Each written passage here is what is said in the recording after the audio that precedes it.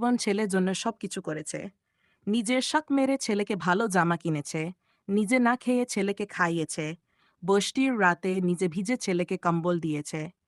ছেলে বড় হলো, বিয়ে করল, নতুন বউ এল ঘরে। প্রথম দিকে মা খুব খুশি ছিল, ভাবল এবার ঘরে নতুন আলো আসল।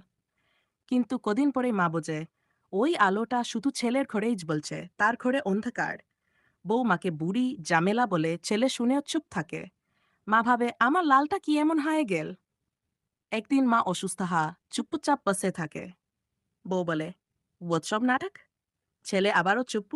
মা ভাবে আমি কি সত্যিই এই ঘরের কেউ? আমি কি ছেলের ঘরেই পড়ায় গেলাম? ভাই, বিয়ে করলে মানুষ মা ভুলে আয়। অথচ বিয়ে হওয়ার আগেই মা ছিল একমাত্র আপন। দুনিয়ার কোনো মেয়ের হাতে এত শক্তি নেই। মায়ের চোখের পানি উপহার দিয়ে সুখী হতে পারে। মা হারালে দয়া হারায়। আর ঘরে মায়ের অভিমান থাকে, সেই ঘরে আর বরকত নামে না। বিয়ের পর ছেলে বদলে আয় আর মা চুপ করে কান্দে। অথবা ছেলের বউ আসল আর মা হারিয়ে গেল। ইমোশন। মায়ের কাহিনী যে কে যা শুনতে ভাল লাগবে, এরকম করে করিও না, বালা গল্প করিও না।